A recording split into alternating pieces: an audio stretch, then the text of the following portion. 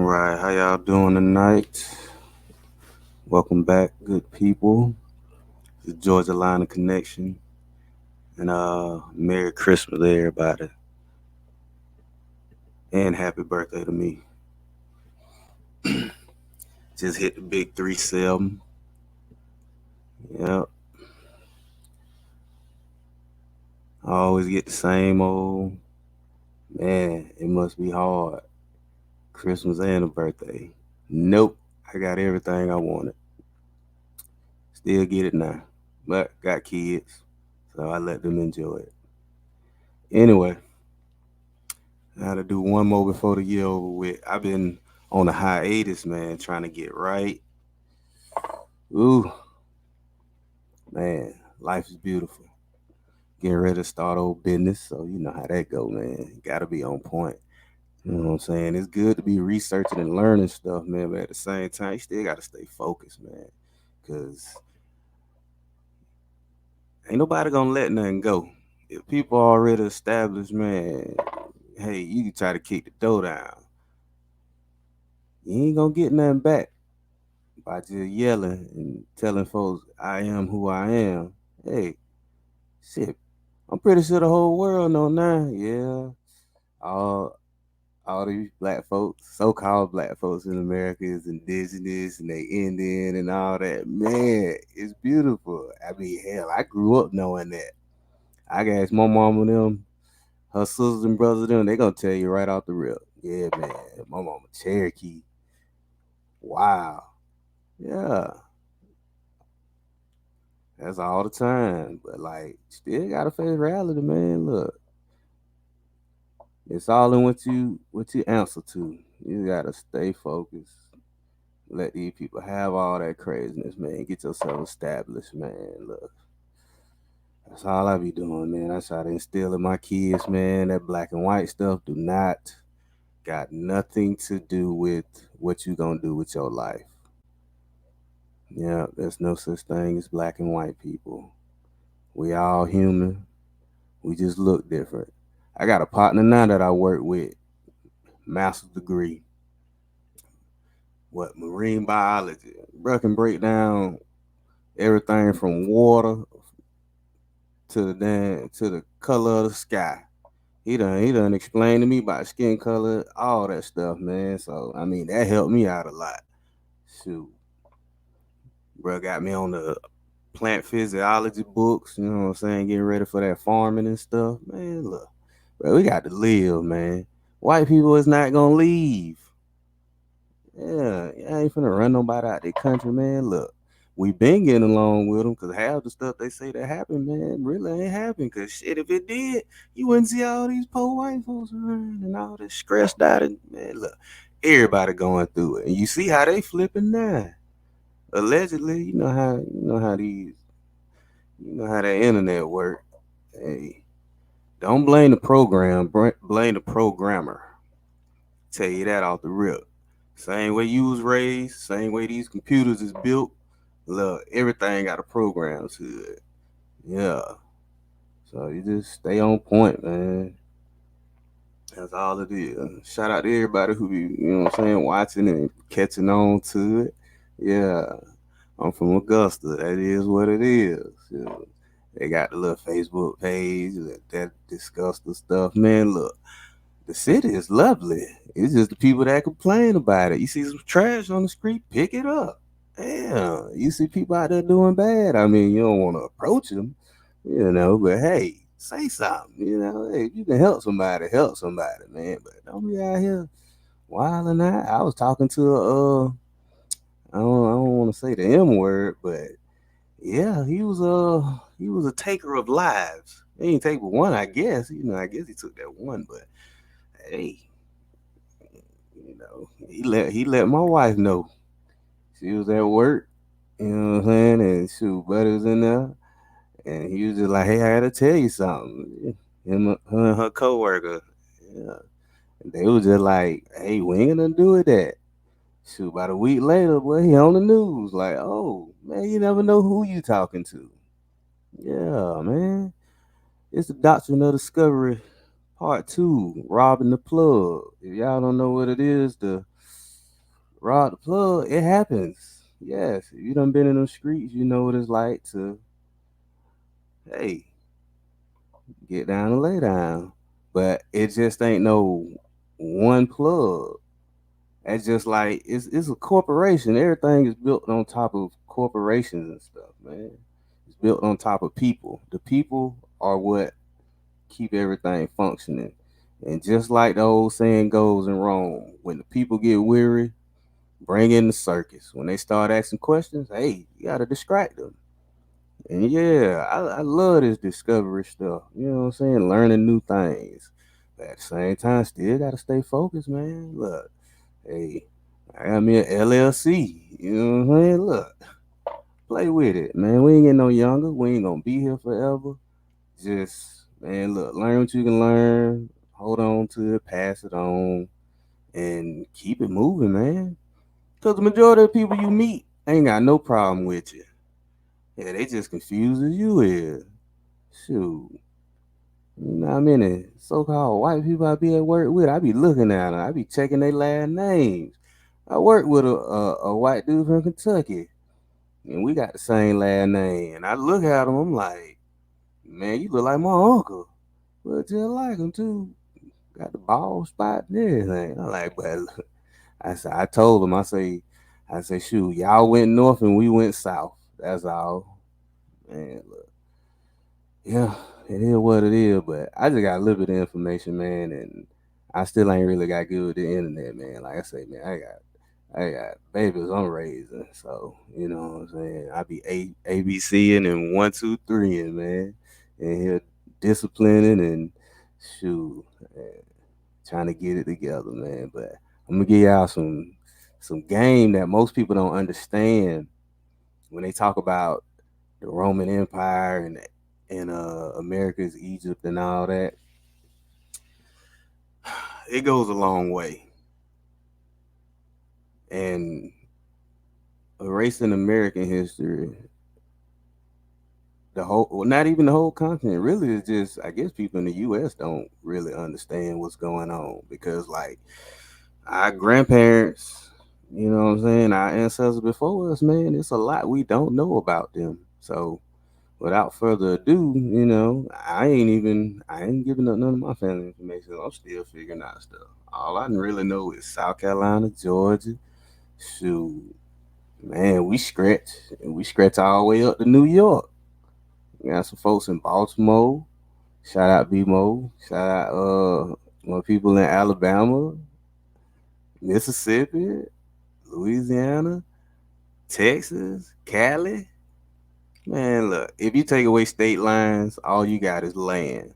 There really is no state line because when they say United States or the United Estates, that just means just like when you learn about the European history and when they talk about Germany and England and France and all that, it wasn't no state line, it wasn't no lines then. It was just a bunch of people.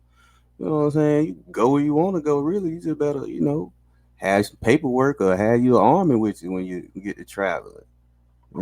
It's the same way over here in the U.S. Yeah, it just people just claim certain areas where they can monopolize at, and that's just what it is. And man, if you're a so-called black person, Aboriginal, Indian, anything, man, you already know that you got a really nice sized family. And even if you don't, hey,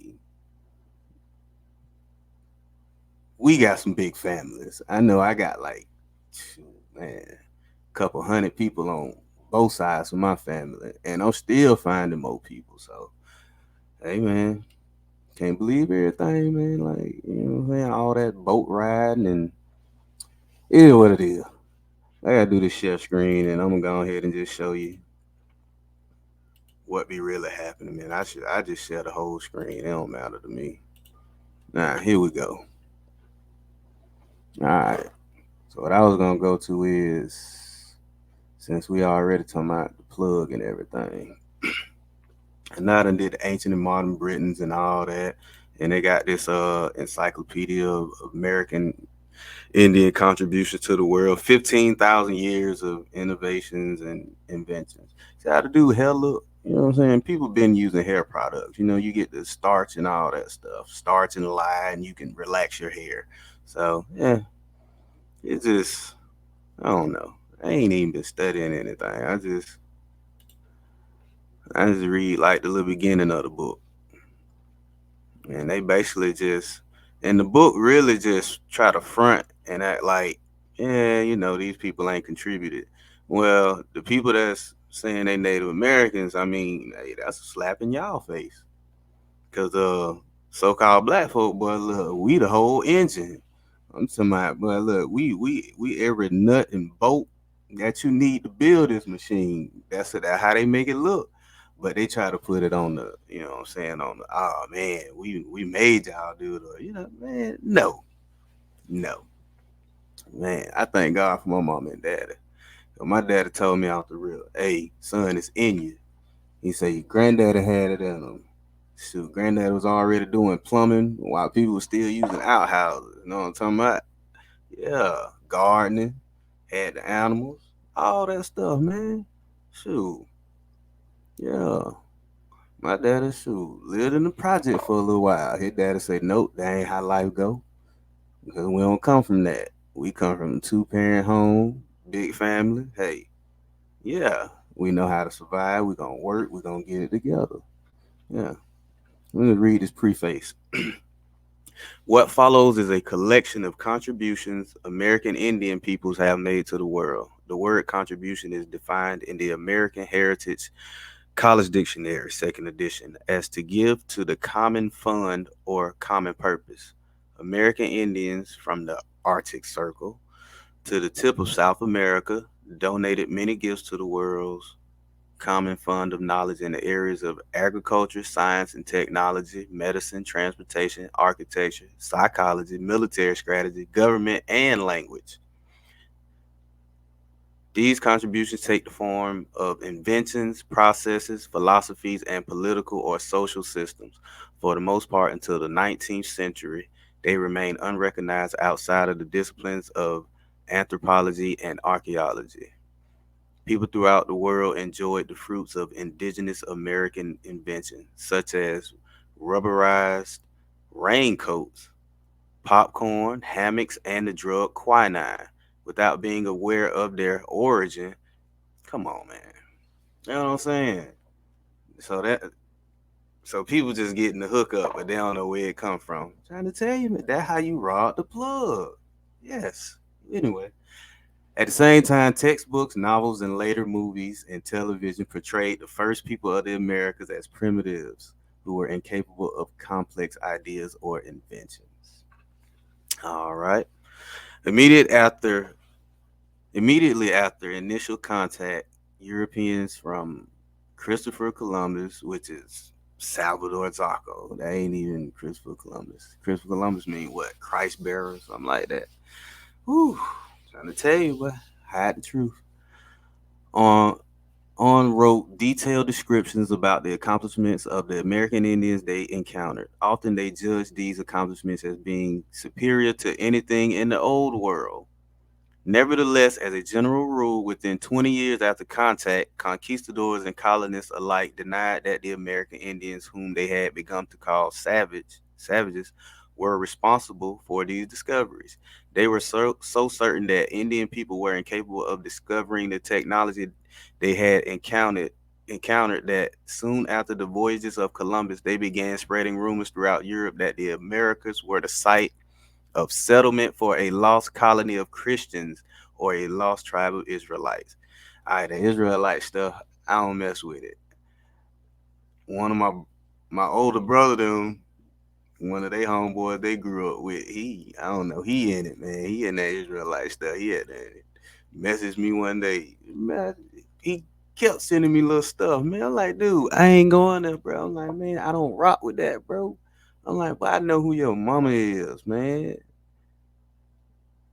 I know your sister, them, your niece and nephews. Cause like, bro, come on, man.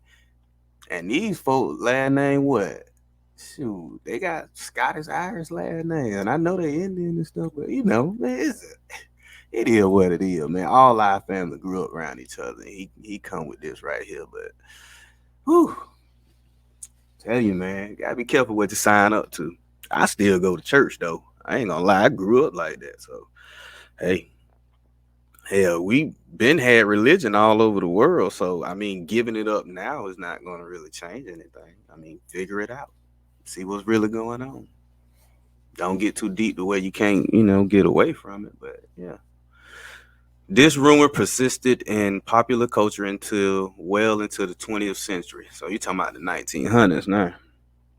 And I know I showed something about what over there in Sally, South Carolina, over there in South Carolina, where they was looking at the people. You know what I'm saying? The people were telling them who they was, but they still were trying to, tell them like that ain't you. Yeah. Later, colonists and missionaries in the North American Southeast speculated that the Cherokee, whose way of life they deemed civilized, spoke a version of Hebrew or Phoenician, proving that these people were not Indian. Early European settlers in what would become Virginia theorized that a Welsh prince, Madoc, had wandered to the New World in the 13th century to give the Indian people the technology they possessed. Hey, when non-Indians viewed the mounds at Cahokia, an enormous city built by Mississippian people that had flourished in about AD 1100 near the site of modern St. Louis, they refused to believe that Indian people had created the city.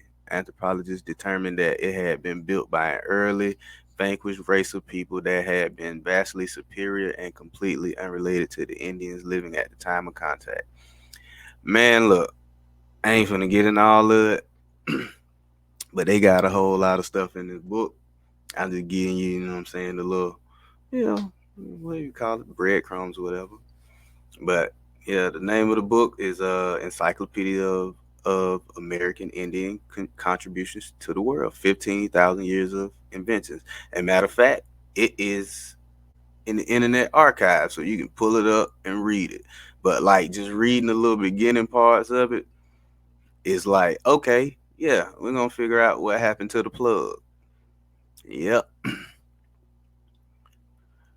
Let me see. Yeah, they talk about the textbooks, try to, switch them out and say that wasn't them. They don't know who did it, typical aliens and spaceships and stuff. Hey, man, mm, that's the way it be. You know how people question who you are. Yeah. Um, yeah, that part. And a similar process had taken place in Mesoamerica and in South America in earlier centuries as Spanish conquistadors burned libraries and priests banned even agricultural products such as avocados and the seed crop amaranth because they believed these kept the Indians they sought to convert tied to their savage ignorance. In order to justify the theft of American Indian ideas, inventions, and land, it was necessary to portray them as less intelligent and less human than Europeans. Use of the term savages and heathens were first steps in dehumanizing American Indians. Eventually, they were equated with animals. All right, so they were, burning their books and all that stuff, right? And they were stealing it too. Yeah, you can't take that out of that. They did steal a lot of stuff. When you go to what they say they were making quinine, right? So they didn't even discover quinine until they got over here, right? So that's when you go to the history of malaria and all that. And you go to the Sakona tree, which, what I'm saying, that's really where they figure out, what I'm saying, how to make the stuff. Yeah, Sakona in the Britannica. The bark of some species contains quinine and is useful against malaria. During the 300 years between its introduction into Western medicine, that's a lie. It's been there, and its medicinal use during World War One. Quinine from Sakona was the only effective remedy for malaria. So now malaria ain't even really a thing. See, history of use. Malaria was likely unknown in the New World before the arrival of Europeans. Why? Because you already got the antidote. And if you actually look into it a little more, it got something to do with like sickle cell and stuff too. Like, yeah, because people with sickle cell can't get certain, illnesses and stuff. I know I got a few family members with it. Yeah. But Sakona was recognized fairly quickly as an effective treatment for the disease. By 1650, shipments of Sakona bark were being regularly sent to Spain from its colonies. The skillful use of Peruvian bark by the English physician Thomas Sydenham helped to separate malaria from other fevers and served as one of the first practices of specific drug therapy. Hey, Peru is a beautiful place. I've been there. I got some pictures of it too. I want to show when I get it, whenever I hook my phone up, because I don't think I got them on the computer. But like, they literally got a castle in the middle of the city. I went to Miraflores, or however you say it, like Miraflores or something like that. It's a very nice place. Like, they got a pretty mall like built into the mountain, and like you can like sit there and like hang over the cliff and like see the ocean. The Pacific is like really dark and beautiful. Yes. And I went there for my birthday. Went there on Christmas, and they celebrate a totally different way than a lot of other people. They celebrate their like ancestors, they king or whatever you want to call them, uh their Miko. But yeah, totally different than like that Santa Claus stuff. They don't even do none of that. And they shoot fireworks for Christmas on Christmas Eve. Wild. Hmm.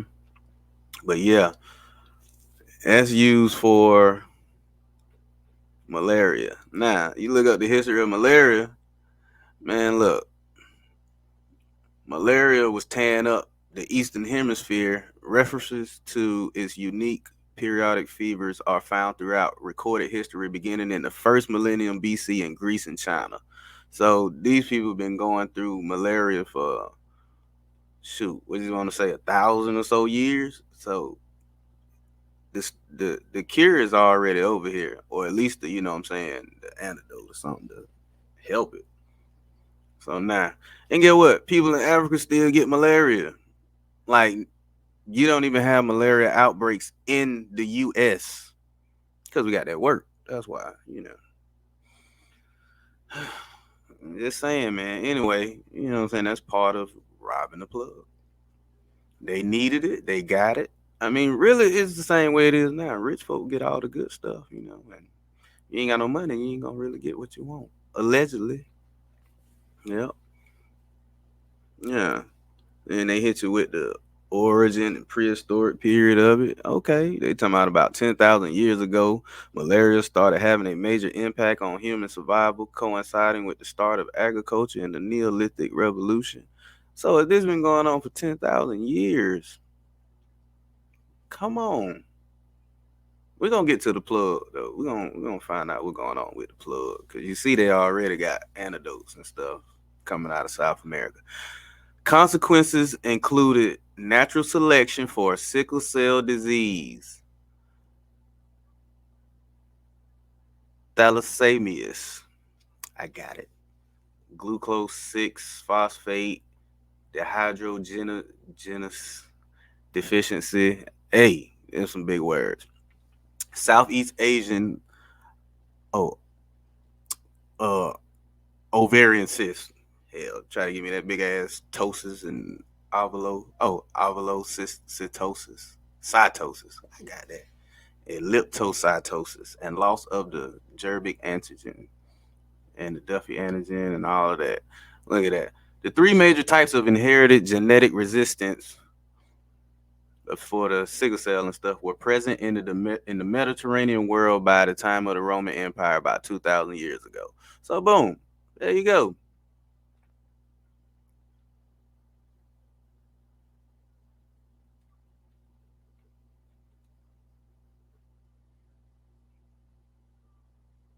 There you go. Ancient Egypt, Greek historian Herodotus wrote that the builders of the Egyptian pyramids were given large amounts of garlic. Hey, it could have been garlic, probably to protect them against malaria. The pharaoh Sneferu, founder of the fourth dynasty of Egypt, who reigned from about 2613 through 2589 BC used bed nets as protection against mosquitoes. Cleopatra from ancient Egypt, all of these people. The presence of malaria in Egypt from circa 800 BC onwards has been confirmed using DNA based methods. All right, whatever. So, the cure for malaria is in the Western Hemisphere, but in the Eastern Hemisphere, they get knocked off badly.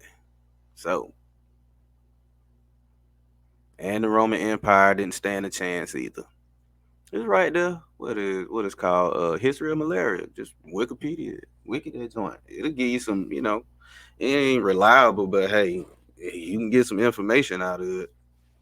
You just have to, During the Middle Ages, treatments for malaria included bloodletting, inducing vomiting, limb amputations, and trepanning. What is that? Trepanning is. What the hell they talking about? Oh my goodness, they doing some Hannibal stuff. Physicians and surgeons in the period used herbal medicines like belladonna to bring about pain relief in affected patients. So, yeah, what? Over here, man, look, same thing we do with trees today, baby. We make herbs out of them plants. They over there, they over there torturing each other. They got it going on. So now we got to work. And mosquitoes you can't get rid of mosquitoes that easily. I don't care how cold it is outside. As soon as it warm up, they're gonna pop out on you to spread to the Americas. Now this is just this how they get you. Malaria was not referenced in the medical books of the Mayans or Aztecs. Despite this, antibodies against malaria have been detected in some South American mummies, indicating that some malaria strains in the Americas might have a pre-Columbian origin. European settlers and West African slaves could have brought other strains of malaria to the Americas in the 16th century. See? Huh.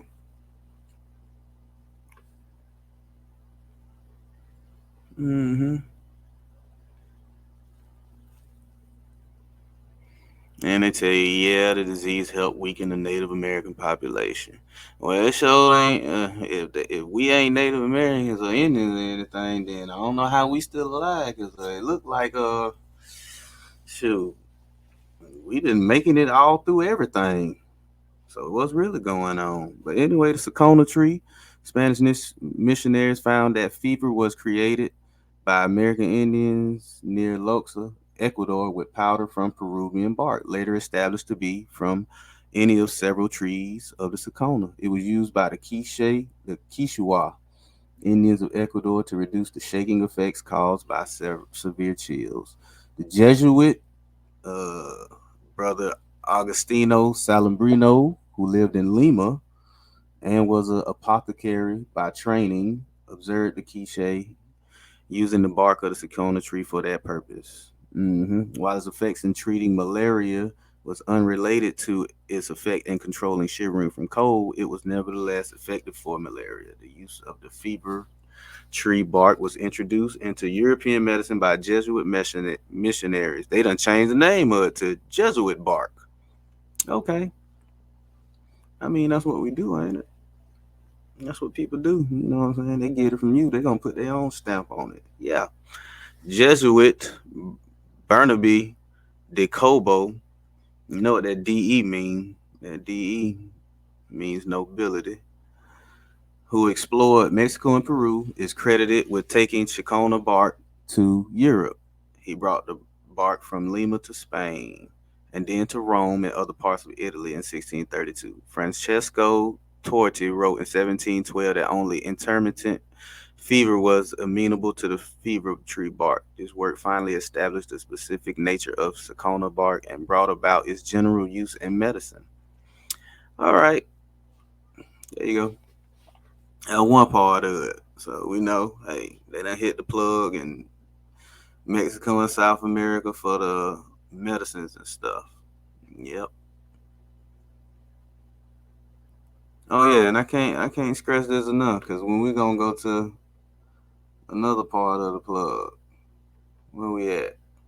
Now, anti-Catholicism in the United States concerns The anti-Catholic attitudes first brought to the 13 colonies by Protestant European settlers, composed mostly of English Puritans. During the British colonization of North America, two types of anti-Catholic rhetoric existed in colonial society, and they continue to exist during the following centuries. The first type derived from the theological heritage of the Protestant Reformation and the European wars of religion. Yes, the wars of religion, y'all. Yeah, that's when they had that big war and they was fighting about, what I'm saying, all of that craziness. Anywho, we'll break it down eventually. Consisted of the biblical Antichrist and the Whore of Babylon variety, and it dominated anti-Catholic thought until the late 17th century, which is the 1600s.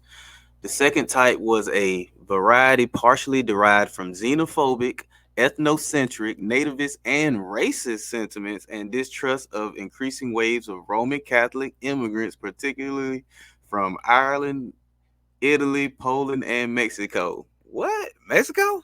Okay, let's see. It usually focuses on the Pope's control of bishops, priests, and deacons. And check this out. What's xenophobic? Is a fear or dislike of anything which is perceived as being foreign or strange. Ethnocentric. In social science and anthropology, as well as in colloquial English discourse, means to apply one's own culture or ethnicity as a frame of reference to judge others' cultures, practices, behaviors, beliefs, and people instead of using the standards of a particular culture and all that, whatever. A nativist is the political policy of promoting or protecting the interests of native born or established inhabitants over those of immigrants, including the support of anti-immigration and immigration restriction measures. So this, look, now, trying to tell you, man. Oh, and racist. Okay, racism has been reflected in discriminatory laws, practices, and actions at various times in the history of the United States against racial or ethnic groups. Throughout American history, white Americans have generally enjoyed legally or socially sanctioned privileges and rights. All right, you have to go through it and read this stuff. But check this out now. Now, this got to do with Catholic folks. This ain't got nothing to do with so-called black folks, right? I give you something on this though. That's what they tell you, man. Yes, yes, yes. It's a beautiful day. Oh, and you look to the right of the page, persecution of the Catholic Church. Yeah. Roman Empire, the Neo-Persian Empire, all of these places, persecutors of the Catholic Church. This is an overview of all that. Everywhere the Catholic Church went, they went to stamp it out. Germany, China, Vietnam, Poland, Eastern Europe, El Salvador, Nigeria, Guatemala, Great Britain and Ireland, Philippines, Turkey, North Korea, Norway, Canada. What? Come on now. Come on now. So how long has the Catholic Church been all over the world? Since we gonna go to it like that. Cause it seems like is everybody against Rome, right? It sure is. Yes. Historians have studied the motivations for anti-Catholicism in the history of the United States. Yeah. The historian Arthur M. Schlesinger, he German, Sr., characterized prejudice against Catholics as the deepest bias in the history of the American people. The historian John Higham described anti-Catholicism as the most luxuriant, tenacious tradition of paranoid agitation in American history. The historian Joseph G. Mannert says that wars reduce anti-Catholicism enough. Catholics supported the war for independence to erase many old myths about the inherently treasonable nature of Catholicism. During the Civil War, the heavy enlistments of Irish and Germans into the Union Army helped to dispel notions of immigrant and Catholic disloyalty. Who? Hey, man, we're going to see. During the 1970s and 80s, the historic tensions between evangelical Protestants and Catholics in the United States began to fade. You know what I'm saying? Politics and all that. All right. Now, the origins. American anti-Catholicism originally derived from the practice of Protestant Reformation. All right, here we go. Yep, they didn't want to deal with the papacy. Now, these positions were held by most Protestant spokesmen in the 13 colonies, including those from Calvinist, Anglican, and Lutheran traditions. Furthermore, English, Scottish, and Scots-Irish identity to a large extent was based on the opposition to Roman Catholicism. To be English was to be anti-Catholic. Oh, yeah. Many of the English colonists, such as the Puritans and Congregationalists, were themselves victims of religious persecution by the Church of England, fleeing from Britain, whose doctrines and modes of worship they believed to be firmly rooted in Roman Catholicism. Oh, yeah. So, Puritans, Congregationalists. Mm-hmm. There you go. Because of this, much of early American religious culture exhibited the more extreme anti-Catholic bias of these Protestant denominations. John Tracy Ellis wrote that a universal anti-Catholic bias was brought to Jamestown in 1607 and vigorously cultivated in all the 13 colonies from Massachusetts to Georgia. Colonial charters and laws contained specific prescriptions against Roman Catholics having any political power. Ellis noted that a common hatred of the Roman Catholic Church could bring together Anglican and Puritan clergy and laity despite their many other disagreements. Mm-hmm. All right. In 1642, the colony of Virginia enacted a law prohibiting Catholic settlers. 5 years later, a similar statute was enacted by the Massachusetts Bay Colony. In 1649, the Act of Toleration was passed in Maryland, where blasphemy and the calling of opprobrious religious names became punishable offenses, but it was repealed in 1654, and thus Catholics were outlawed once again. So Maryland is a Catholic state. By 1692, formerly Catholic Maryland overthrew its government, established the Church of England by law, and forced Catholics to pay heavy taxes towards its support. They were cut off from all participation in politics, and additional laws were introduced that outlawed the Mass, the church's sacraments, and Catholic schools. See the Protestant Revolution in Maryland. Yeah, it goes deep. It goes real deep. Once the American Revolution was underway and independence was at hand, Virginia, Pennsylvania, and Maryland passed acts of religious toleration in 1776. George Washington, as commander of the army and as president, was a vigorous promoter of tolerance for all religious denominations. He believed religion was an important support for public order, morality, and virtue. He often attended services of different denominations. He suppressed anti-Catholic celebrations in the army. All right, it go a whole long way with all that. But guess what? Now, I want to know who these people was they were talking about that was slaves. And it was a lot of Indians too. And it was a lot of people from Scotland and Ireland. I already showed it before, but you have to see it again. Like, yeah, this where like a lot of us ain't even got European names. Like Europe is Europe. But when it comes to like Ireland and Scotland, that's not even really considered Europe. England really ain't even considered Europe. It's right by it. You can say it's Europe, but I don't know. But yes, here we go. Yeah. Jacobite slaves exported to the West Indies. Note that many are from East and Northeast Scotland and England. Most of the Highlanders appear to be Roman Catholics from Inverness Shire. Most of them would be Catholics and Episcopalians. Yeah. And what they say, Scots and Caribbean slavery, victims and profiteers. The whole different thing going on. Colonial slave ships, the Lost Creek settlement, and all of that. Yeah, between 1650 and 1775. That is 125 years. Many thousands of Scots were banished to the American colonies for political, religious, or criminal offenses. You done been in jail before. You know what's going to happen when you go to jail, especially if you get that sentence. You know, they give you them years and you have to go to that penitentiary. You're going to have to work. It might be a long time, might be a short time. Either way, yeah, they let you know. An additional 1,700 Scots were expelled as enemies of the state after the Covenanter risings, and 1,600 men, women, and children were banished as a result of the Jacobite rebellions of 1715 to 1745. Yes, the plugs. The plugs are getting robbed. I guess I thought I was gonna say what? America, United States. I mean, yeah, we are, but yeah, the Catholics been running the whole Europe. I mean, like the greater part of Europe, they are the plug over there, and we are the plug over here, whether we religious or not. I mean, yeah. So you robbing two plugs right now. Mm-hmm.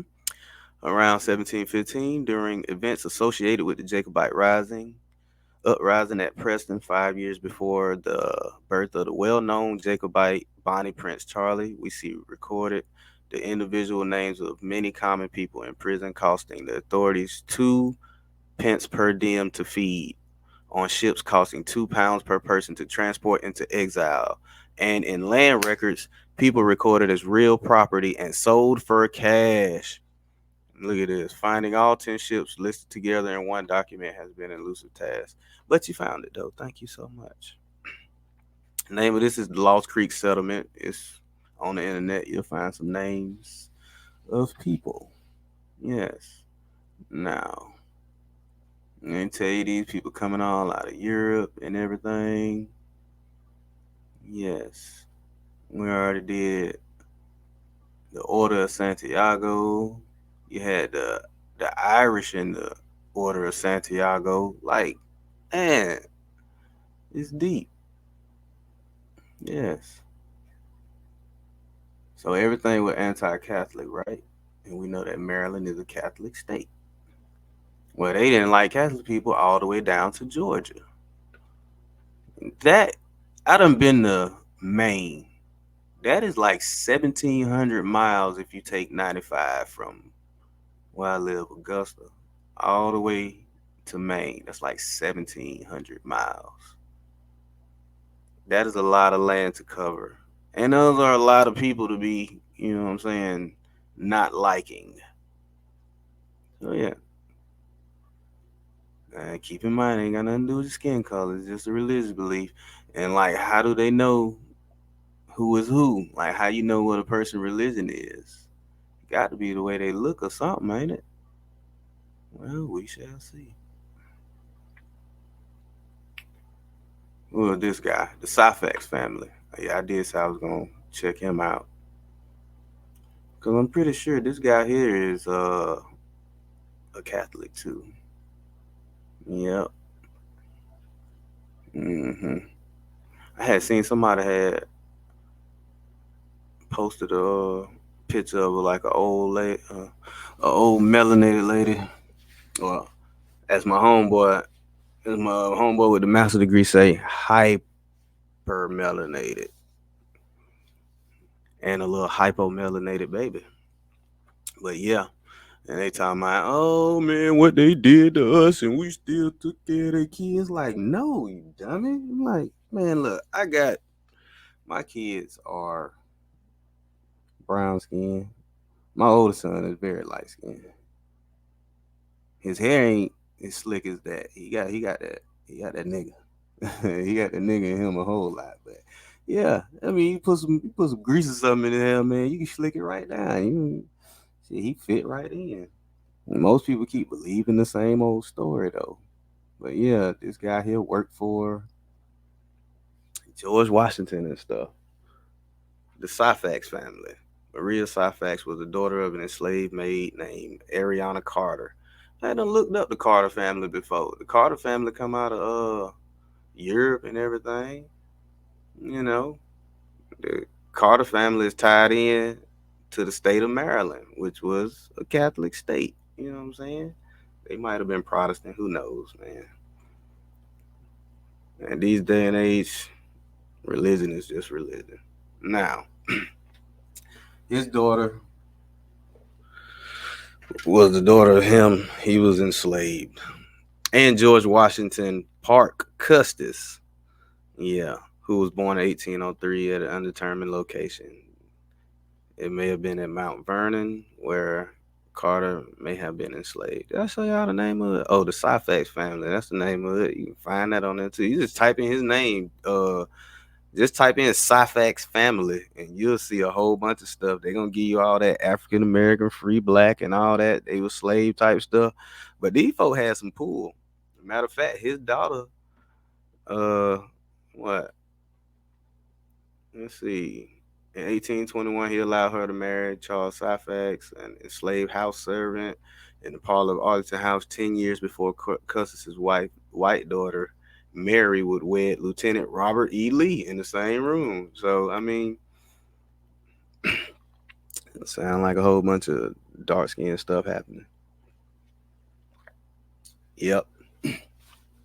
Charles Syphax was the son of a free black itinerant Alexandria Street preacher and an enslaved woman from Mount Vernon. He was enslaved at the Mount Vernon estate and was transferred to Arlington House when Martha Washington died. One of 50 enslaved people who came to Arlington from Mount Vernon with George Washington Parke Custis in 1802. He was about 9 years old. So his daddy was, oh man, his daddy was free, right? Charles Syphax. Yeah, his daddy was free. So if he was 9 years old, his daddy had to be about, 30, I guess, and depends on when he had him. But he born in what? He came there in 1802, about 9 years old. So he was born in late 1700s. His dad had to be born in probably the middle 1700s. Free, black dude. There you go. Just that easy. Just that easy, man. As Maria and Charles were married, they were forced to continue working in the house, Charles in the dining room, and Maria as maid to her half sister, Mary Custis. 4 years and two children later, Custis sold Maria and the children, but not Charles, to Edward Stabler, a Quaker apothecary in Alexandria, Virginia. Now, Virginia and Maryland is really the same place to me anyway. They just split Virginia to give it to Maryland. So Catholic people everywhere. Even though folks don't like them, they're still around. Being a Quaker, Stabler was against slavery and often purchased enslaved individuals to free them, which is what is thought he did with Maria and her children. Mm-hmm. And there go his daughter Maria. Yep. And then they started Freedman's Village. Yep. Let me see where I find it at. Oh, it ain't on there. There's something on that joint, but basically they had some Catholic stuff going on in their family anyway. All right, anti-Catholicism. There we go. I ain't been on here in so long, man. I've been chilling. Chilling.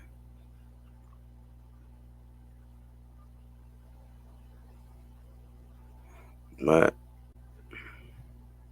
what's that movie, Gangs of New York? If anybody ever seen that before, that tell you a whole lot of stuff. Yeah.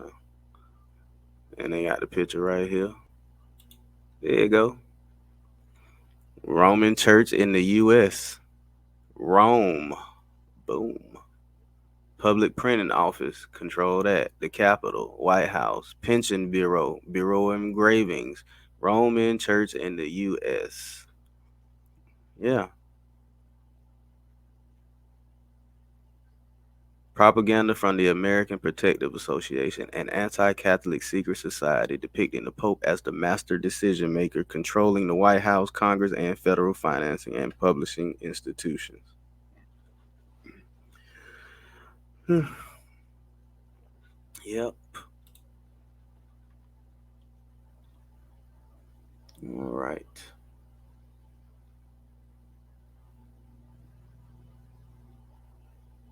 Oh yeah. See the old corn god. It's from the type that in on Google. hmm Even the Roman coins with the corn and grains that they got. Rome depended heavily on supplies of grain from Egypt. Yeah. Oh, what that is? Ceres, Anona, and the corn supply to Rome, which they'll try to tell you corn meant all kind of stuff. It meant wheat and all that. No, it didn't.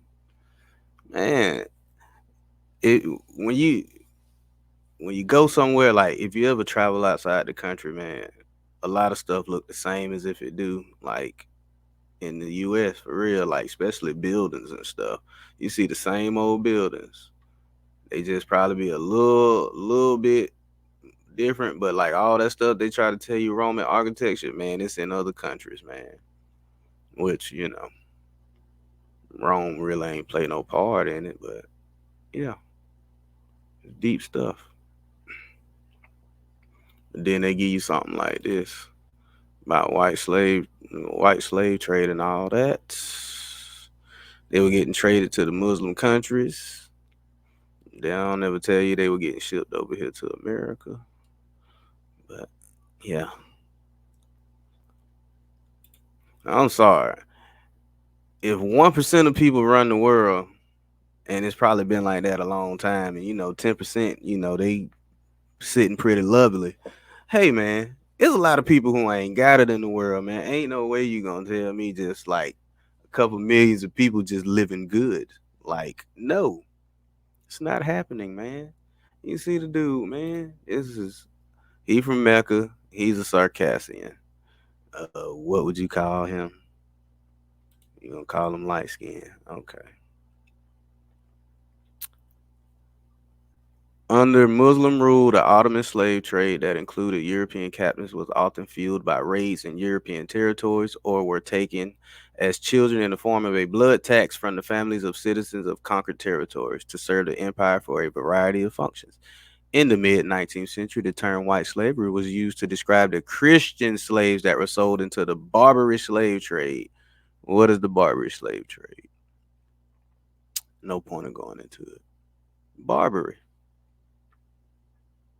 So now, is there skin color attached to this? No. It's Christianity. Crazy part is though,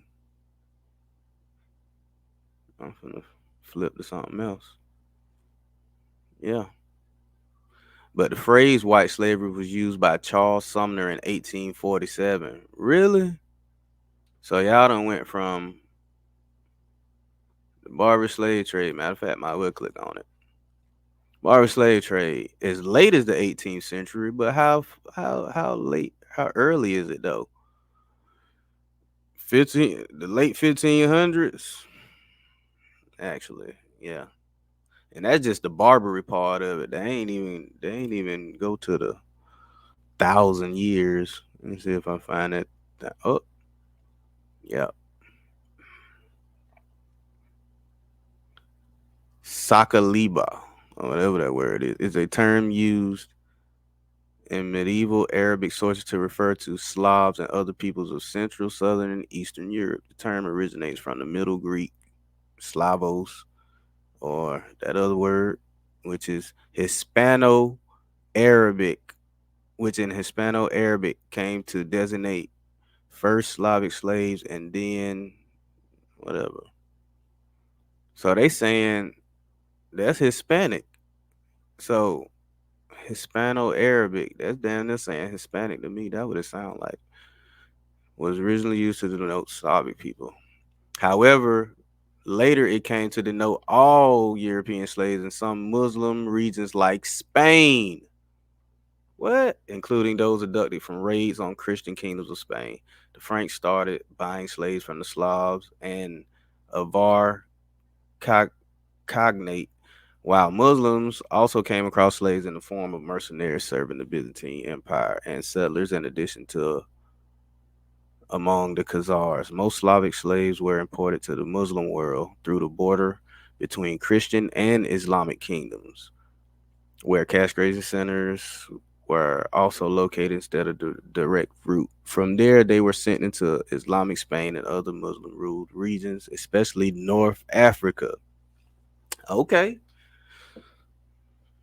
Yeah, talking about y'all from Africa. Okay, then we gonna see. The Sakaliba gained popularity in Umayyad, Spain, especially as warriors. After the collapse of the Umayyads, they also came to rule over many of the Tafas.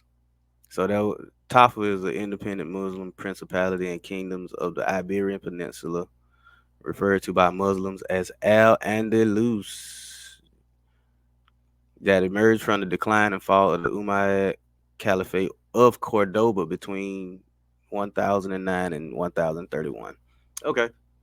With the conversion of Eastern Europe, the trade declined, and there isn't much textual information on Sakaliba after 11th century. Boom. Central Europe was the most favorite destination. All right. This slave trade was controlled mostly by European slave traders. France and Venice were the routes used to send Slavic slaves to Muslim lands and Prague. Please do not go to a country that says they uh, are a Prague country, because they will snatch your ass up. Yep. I had to read that shit. Read about it. I was like, wow, I won't be going to some places. Shit, that's why white people don't really leave America like that. They know where to go at. Take your ass somewhere else you want to. Watch what happens. Yep. Prague served as a major center for castration of Slavic captives. Yep. The Emirate of Bari also served as an important port for this trade due to the Byzantine Empire and Venice blocking Arab merchants from European ports. They later started importing in slaves from the Caucasus and the Caspian Sea. So this was going on all the way up into the 1800s. So who are these people coming over here, right? Robbing the plug.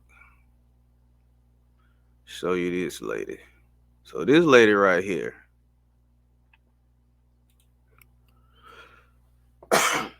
This lady right here name is Mrs. Mary B. Talbert. But when she gonna let me read about her real quick. Mary Burnett Talbert was born at Oberlin, Ohio in 1866, right? Her father's family having gone there from Chapel Hill, North Carolina. She is descended on her maternal side from Richard Nichols, who compelled Peter Stuyvesant, whatever, to surrender New Amsterdam, and who for a short while was governor of the state of New York. She graduated at the early age of 16 from the Oberlin High School, and through the generosity of ex-president James H. Fairchild was enabled to attend Oberlin College. All right, it's good to know about her, right? So Mary Talbert. Yep. That's her again when she got older. Yeah. Now, she a what? She was born in Ohio, right? As the only African American woman in her graduating class from Oberlin College in 1866. She was an African American? Okay, we're going to see. We're going to see how African she is. This way they get it misconstrued that African American ain't nothing but a label that got to do with the Roman Empire, actually. She was assistant principal, the highest position held by an African American woman in the state, right? 1891, she married William H. Talbert and moved to Buffalo, where she joined Buffalo's historic Michigan Avenue Baptist Church. Oh, yeah? Let's look at this church. What kind of church it is? Baptist Church. It's a brick building. Very nice.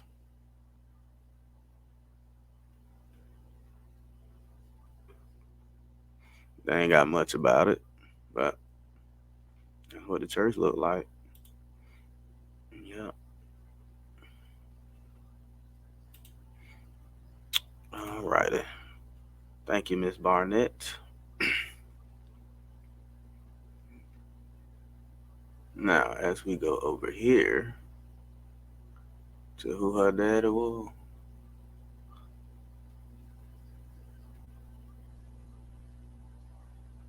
this way it gets real weird at.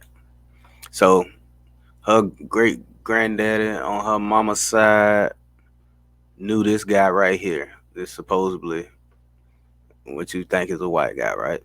He was a Dutch colonial officer who served as the last Dutch Director General of the colony of New Netherland from 1647 until it was ceded provisionally to the English in 1664, after which it was split into New York and New Jersey, with lesser territory becoming parts of other colonies and later states. He was a major figure in the early history of New York City, and his name has been given to various landmarks and points of interest throughout the city. Bed-Stuy, where Biggie Smalls from, high school and the town and all that stuff like that. So they advised, oh man, whatever his name is, that dude over there. His accomplishments include a great expansion for the settlement of New Amsterdam beyond the southern tip of Manhattan. Among the projects built by his administration were the protective wall of Wall Street, the canal that became Broad Street and Broadway. He was a member of the Dutch Reformed Church, opposed religious pluralism, and came into conflict with Lutherans, Jews, Roman Catholics, and Quakers as they attempted to build places of worship in the city and practice their faith. He was in particular anti-Semitic, loathing both the Jewish race and religion. Where he was born, he was born in 1610. Yep. He was sent to Amsterdam by his father. He came from Paperga. That's in the Netherlands. That's what you call Germany. So he joined the Dutch West India Company. So he went to do some traveling. In 1630, they assigned him to be their commercial agent on a small island just off of Brazil. And then 5 years later, transferred him to the nearby Brazilian state of Pernambuco. And in 1638, he moved again, this time to the colony of Curaçao, the main Dutch naval base in the West Indies, where just 4 years later, age 30, he became the acting governor of that colony, as well as Aruba and Bonaire. He was getting it in, right?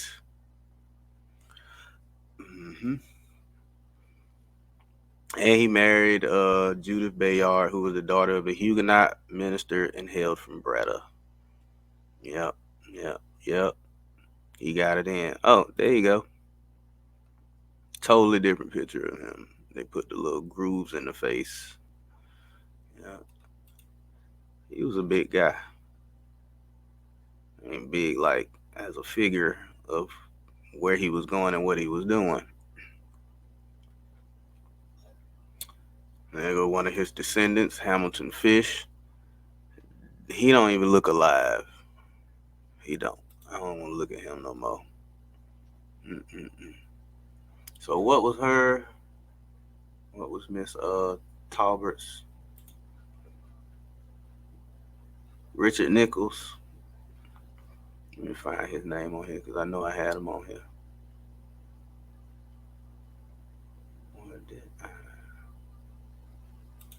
Matter of fact, I don't even think they tried to include him in here. Anywho. So we got certain Dutch names, Base, Baker, and all of them. And they got what? Boer, Boss, Brom, Boswell, Faber, Hendricks, Hendrickson. Yeah, my great grandma was a Henderson, but they got Hendrickson on here though. It goes deep. Now, what we got? Black Dutch. There you go. Black Dutch. In search of the Black Dutch. Bam, that just pop up. The Black Dutch Project. Hell nah. What's up with the Swarthy Pete thing going on? Nope, that ain't racism. Not to me. I don't get. I don't. It could be real as it want to be to some other people, but hey, when you start knowing stuff, man, it's just like, damn, we must have really been on some craziness. Dutch Golden Age art wasn't all about white people. Here's the proof. The New York Times. The New York Times posted this, man. It's the New York Times. Who y'all gonna believe? So, this is still the Doctrine of Discovery Part 2, robbing the plug. This is the plug. Like, it just ain't America. It's the world. Yeah. This is Jasper Beck's portrait of Don Miguel de Castro, a Congolese ambassador to the Netherlands from 1643. I'm pretty sure they made that shit up, a Congolese ambassador. Because he dressed fresher than a motherfucker. Talking about he from damn Congolese. I mean, probably is, but it's kind of hard to believe. It's kind of hard to believe, man. But they tell you anything, man. Oh, they got 56 paintings. But when they put two African men on there, but what did they just say though? He was dressed in Roman style though. Where is that? What did they say? One man dressed in a Roman style costume and shawl seems to be giving a speech, while another man leans attentively over his shoulder. But I guess that ain't the picture, but like, I mean, what are Roman clothes? Mm-hmm. But that's a good one to unpack though. And they still talking about in the 17th century, the Netherlands was deeply involved in the international slave trade, but slavery was prohibited on Dutch soil. People of African descent who lived in the Netherlands at that time came as servants brought over by immigrant families. And see, this is the part where you have to look stuff up and just be like, "You sure about that?" Mr. Pont specializes in early modern migration and the history of the transatlantic slave trade. Using marriage, birth, and death records, he was able to reconstruct a network of about 100 black people who lived in Amsterdam during Rembrandt's time. The women he identified were mostly servants in the homes of Sephardic Jewish families who had immigrated to the Netherlands from Portugal. And most of the men were Brazilian sailors who worked in the shipping trade. Boom. They ain't say these people were, man, Brazilians. Come on, he just said they Brazilian sailors. There you go.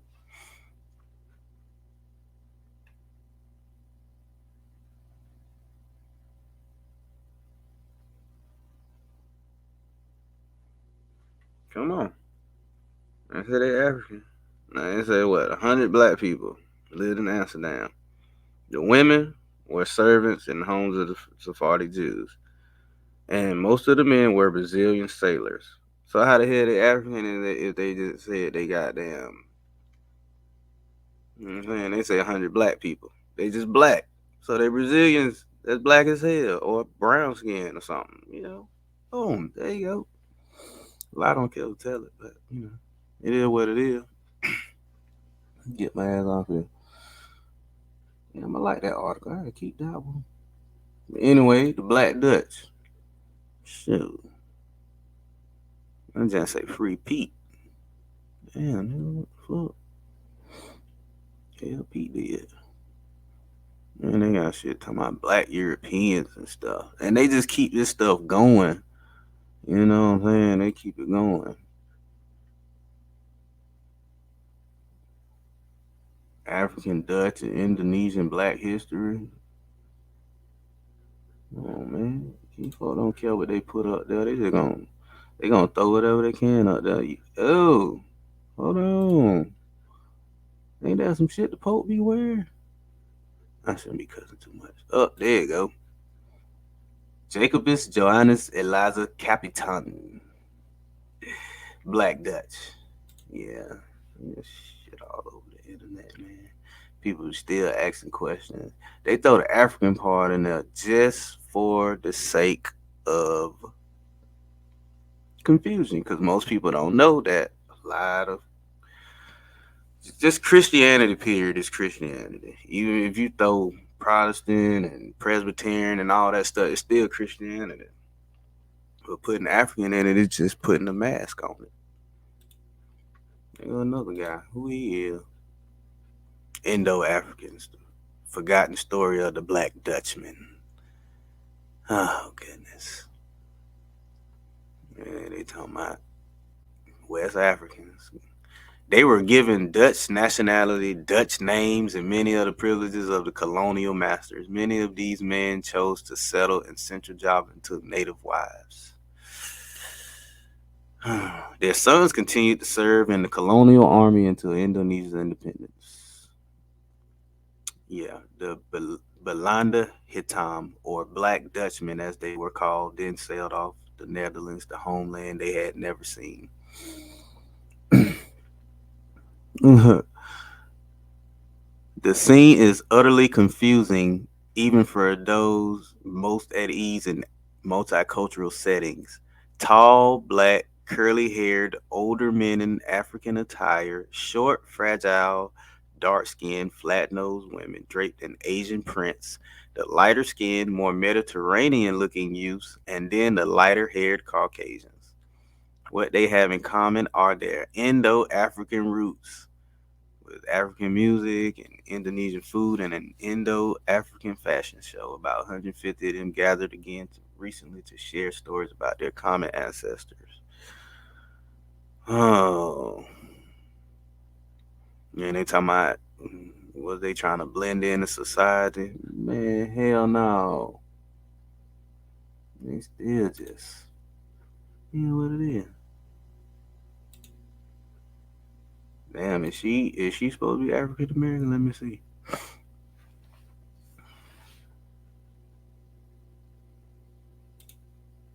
Never know. Never know in these day and times. Shit, anybody can be African American. They'll tell you anything.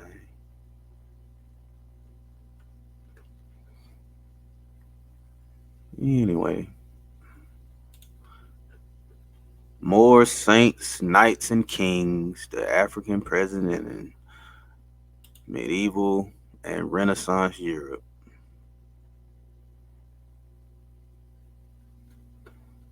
What he got on? Who he talking to? The Pope? Come on, man. The Moors, light of Europe's dark age. Oh, this that Atlantic Black Star. Yeah, whatever. It's a pretty decent one though. Anyway, let me go back to Black Dutch so I can read a little bit about them.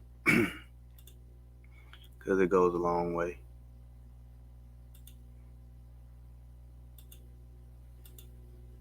God damn.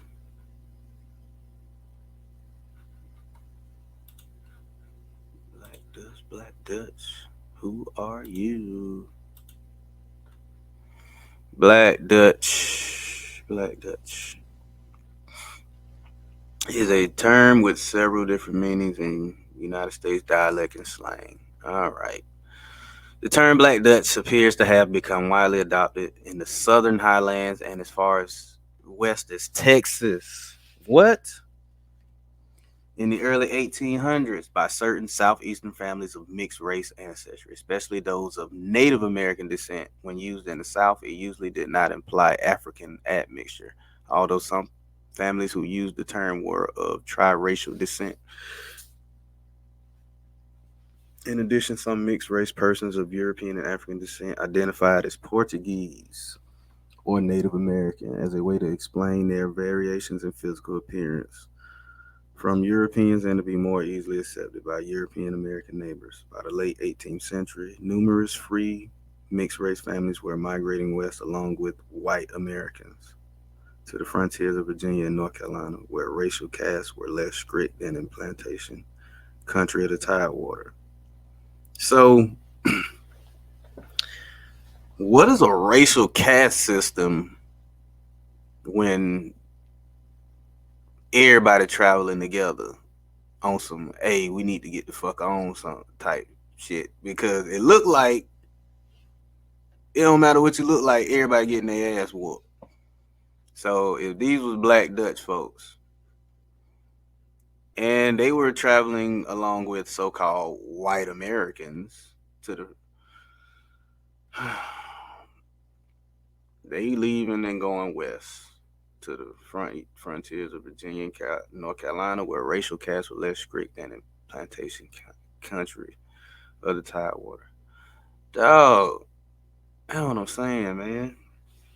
People still don't get it though, and they looking at, oh man, these lighter skinned people. Nah, bro, like these people ain't got shit either. Some of them, I mean, yeah, shit. Just read. You just have to read with an open mind and stop thinking that the people formerly known as white did something like this. I mean, some of them did, but you gotta also think like, man, these people operate under a system. A lot of us are under systems of indoctrination, or the way we just raised by our family until we learn otherwise. I mean, that's kind of like how everybody was growing up until the fucking internet just exploded, and now people just taking what they can and like not paying attention and doing the work. I ain't gonna get on here and talk shit about people. You know what I'm saying? Shit, because hell, my wife is German. You know what I'm saying? She's thick German too. Like shit, you'd be surprised. And like what they saying now, shit, people mixing it in. Shit. So what's the complaint? I mean, like, shit, you don't know who you really some kin to until you actually find out.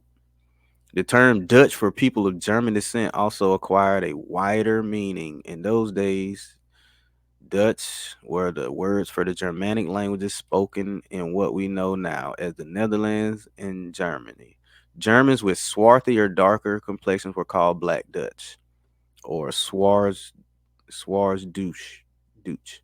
or Black German. Yeah. There are strong indications that the original Black Dutch were swarthy complexion Germans. Anglo Americans loosely applied the term to any dark complexion American of European descent.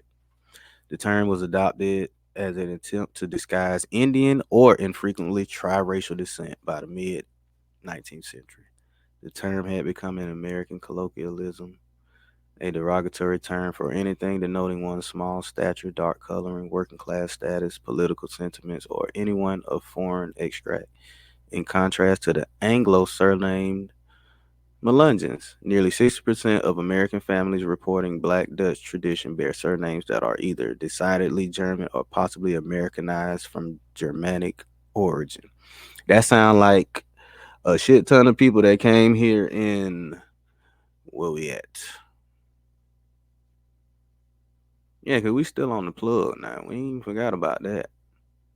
I'm going to give it to you some more. Soon I find it. All this shit on this page. Because it is on here. Even in the 1820s, ethnic German men who differed over politics used Black Dutch as a slur against opponents. All right.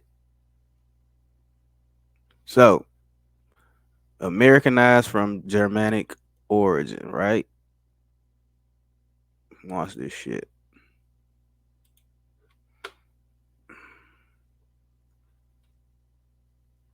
And it's just part of it. What does that say? Free white persons. Now, in 1790, free white person had a lot to do with Christianity. They didn't care about your skin color or anything else. But it did include all European Jews, more or less intermixed when 1870 came anyway. with people of Celtic, Scandinavian, Teutonic, Iberian, Latin, Greek, and Slavic descent. It includes Magyars, Lapps, and Finns, and the Basque and Albanians. It includes the mixed Latin, Celtic, Iberian, and Moorish inhabitants of Spain and Portugal. Black folk. The mixed Greek, Latin, Phoenician, and North African inhabitants of Sicily, and the mixed Slav and Tartar inhabitants of South Russia. It does not mean Caucasian race, Aryan race, or Indo European races, nor the mixed Indo European, Dravidian, Semitic, and Mongolian peoples who inhabit Persia. Yeah. There you go. And you got free woman of color. Term up to the time of the Civil War applied to all persons not of the white race, including Indians. Wow.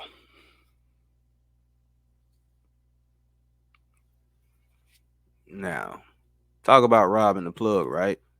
That's how you rob a plug. You bring in a shit ton of people from another country and make them white. Like I said, white ain't got shit to do with your skin color. That shit got to do with your status. So, a lot of folks running around here talking about they African American and black and shit like that when they're actually white.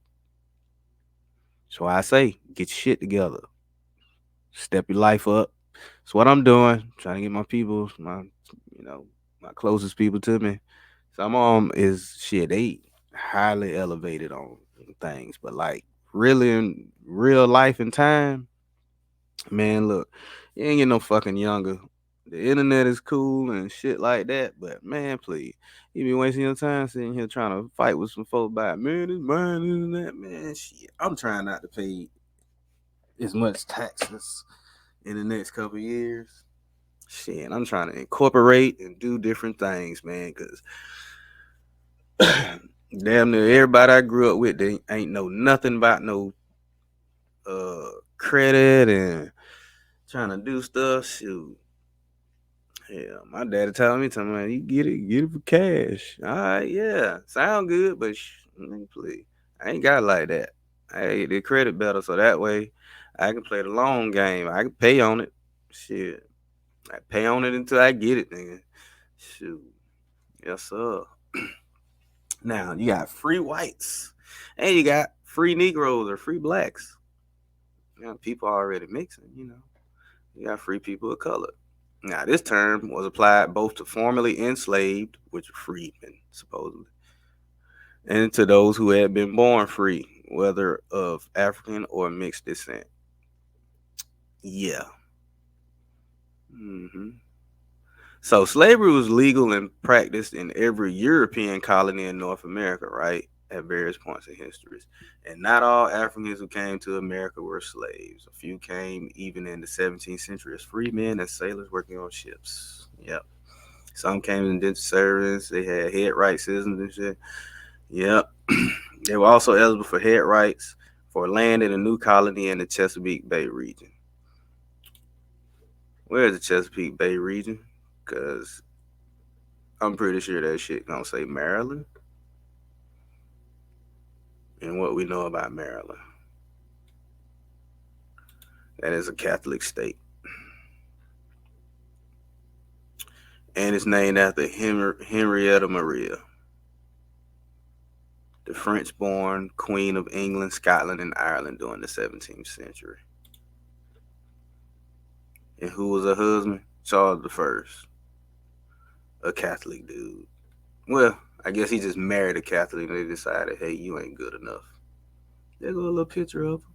And who her mama was? Marie Medici. And look at her.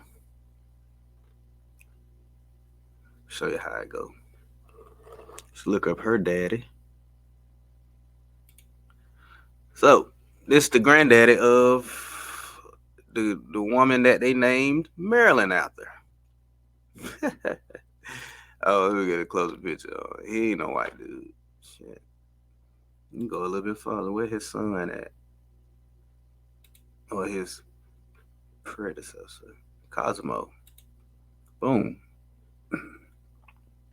Look like they whiten his ass up. So, yeah. This nigga look like Lawrence Fishburne. Just a little sad. Yeah, I think Lawrence Fishburne German now. Now think about it. And he might be damn German, especially with that mustache like that. Anywho, that's what this book here is about. 20th century Negro. So she's some kin to Richard Nichols, the dude who was cool with Peter Stuyvesant. Yeah, man. You robbed the plug.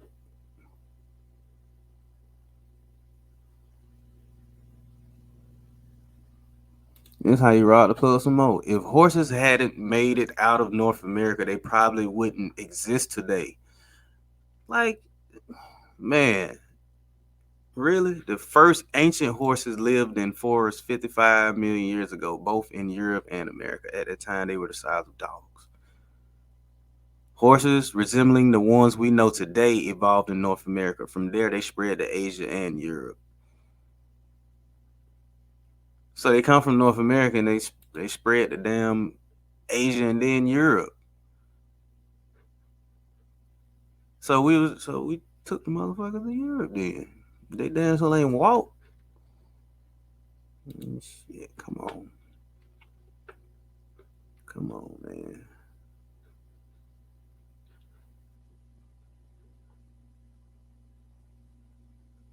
Horses come from America. They said they ain't leave. Damn, man. That's a kick in the face. That's like saying we ain't shit over here. Oh my goodness. Damn thing. The horses had to go to. Even when you look up the history of camels, man. Camels. Origin of camels.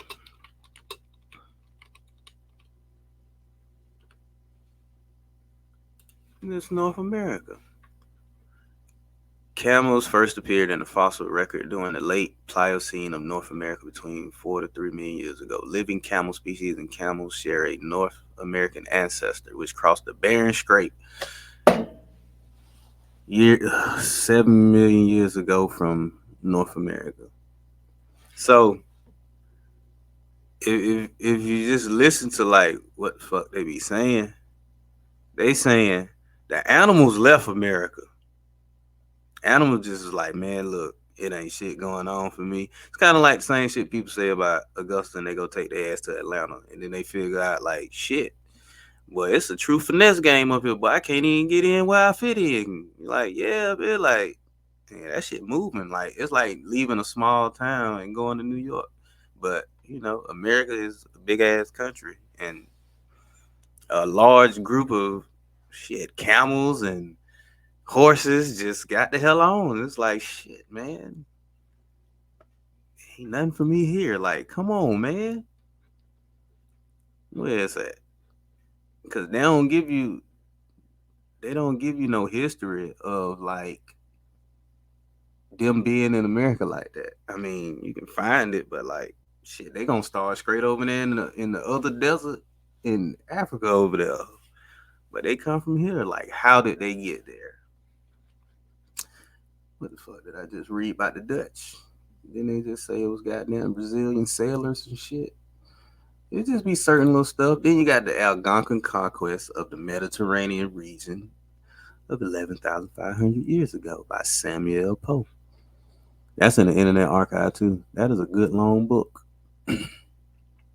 Very good and long. It's just so much. And you see this brother over here, where he at? Get your ass over here. I don't even know why they put two white guys up there. We don't even know who they is. We ain't even read nothing about them. You see all these folks here. If you ever do go over to South America, you're gonna probably see a picture of a woman like this at the Virgin Mary holding a child too. I seen that when I was over there. It was pretty cool. All these people, color. Then they get to Carlos Quinto, Charles V of the Holy Roman Empire, with the cross up there next to him, with a crown on his head. He's a Negro. And then everybody after him. That's a big head ass dude there. Negro, Negro, Negro, Negro, Negro, Negro. With good hair. I mean, shit's slick as hell. Like, the plug has been overtaken. I don't know. I didn't have nothing better to do. I put the kids to sleep and stuff, so I'm just tripping. Yeah. You got the Piscataway Indians, and they were what? They spoke Algonquin Piscataway, a dialect of Nanacoke, one of their neighboring tribes, with whom they merged after a massive decline of population following 2 centuries of interactions with European settlers. Called them the Kanoi. Yeah. And all these groups are located in southern Maryland. Yep. Had a white dude I worked with. He from Maryland. He lived in what? St. Mary's County. And first thing I got to talk to him about, I was like, damn, bro, I'm about to hit that joint up. He's like, yeah, man. And he was poor as hell. I don't think he had some money. And the fucking population, what is that? Where that shit at?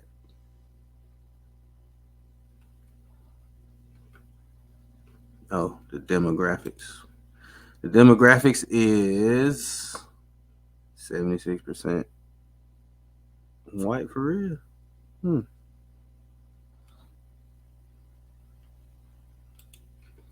There's some poor motherfuckers out there.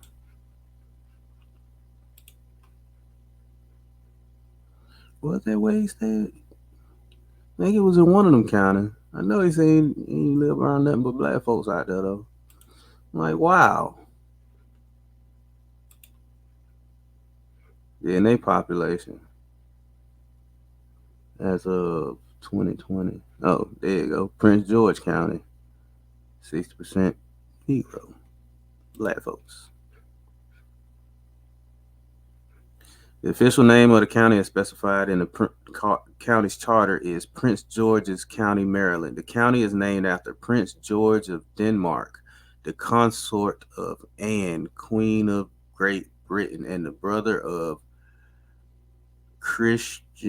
King Christian V of Denmark and Norway.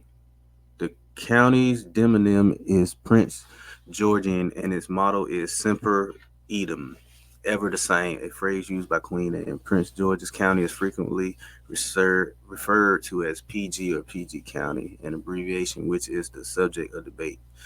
Some residents viewing it as a pejorative and others holding neutral feelings toward the term or even preferring the abbreviation over the full name. Yeah, man. Like, some people have to, like, enjoy that shit. I go to Georgia. I think I showed that before. Fucking old ass buildings and stuff that's still around. They still got the Georgia Railroad building out there. They ain't did nothing to it. Still the same old building. Yeah, man. Bon Air, that's still there. They ain't did nothing to it, but painted it and probably moved a few things around. That building's still there. Matter of fact, yeah, that's still there. Except for that, well, shit, that's the post office right there. They turned that into the post office. It was the train depot. Ain't that some shit? How you turn the world upside down for some people. This downtown Augusta, yeah, same houses still down there. Good bit on me. Mm-hmm. Yeah, man. Hmm. It's all about chilling, man, and trying not to get into all the craziness that be going on. That it'll send you somewhere. It will send you. And then you got Benjamin Franklin. The number of purely white people in the world is proportionally very small. All Africa is black or tawny. Asia, chiefly tawny. America, exclusive of the newcomers, wholly so. And in Europe, the Spaniards, Italians, French, Russians, and Swedes are generally of what we call a swarthy complexion, as are the Germans also. The Saxons only accepted, who with the English make the principal body of white people on the face of the earth. Yeah. Why increase the sons of Africa by planting them in America, where we have so fair an opportunity by excluding all blacks and tawnies of increasing the lovely white and red? But perhaps I am partial to the complexion of my country, for such kind of partiality is natural to mankind. But how is he partial to the complexion of his country when nigga, you ain't there. You in America, so I know you ain't talking about fucking England and shit. You don't live over there, son. You over here. Where's that? So who is he talking about for real though? There go the coat of arms.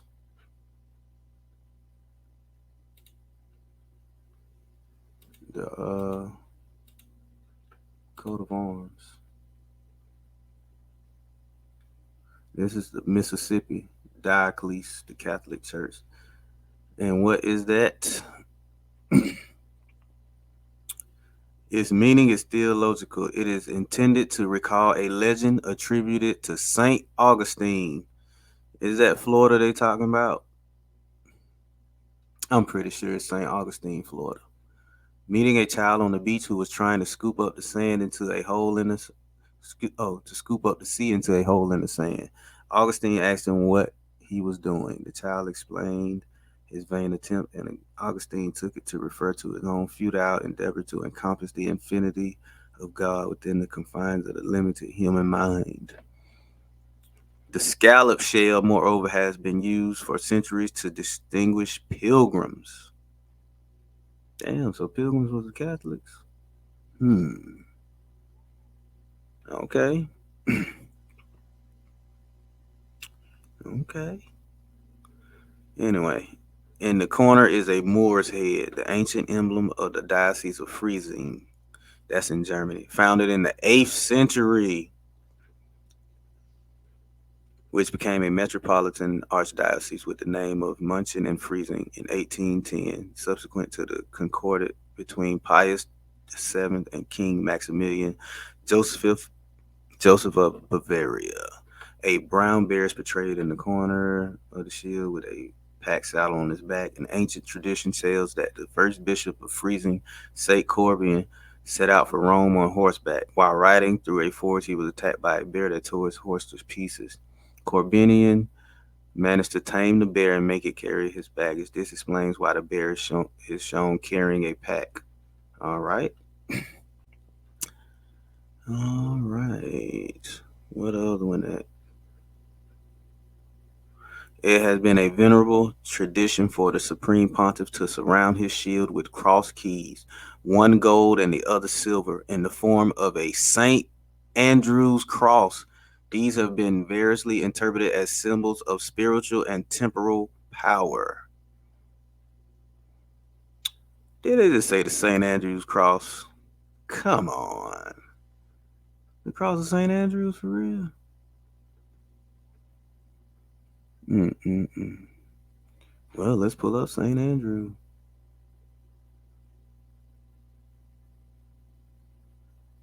Oh, St. Andrew.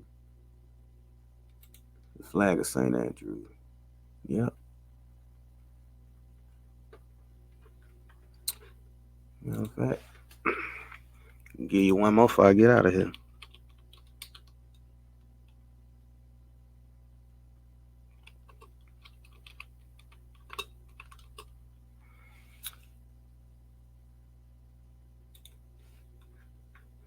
Mm-mm. What else you? Oh no, that ain't it.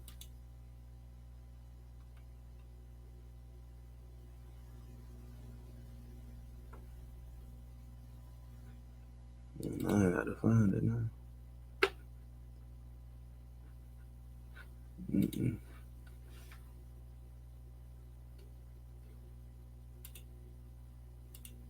It is on there.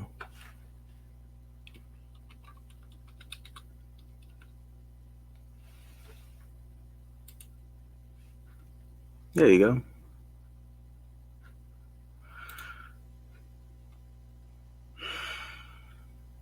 It's not a white guy. Fucking cross of St. Andrews right there. Well, the plug is eventually gonna come get his shit. They've been getting it. The Andrews family. Yeah, they got an even darker one on here. Yeah, that one even darker. Come on, y'all. Stop playing with folks. Yeah, that one even darker. Andrews coat of arms. Yeah, it just don't consist of the U.S. It's like a worldwide thing. Shit, it doesn't happen. Yeah. Hmm.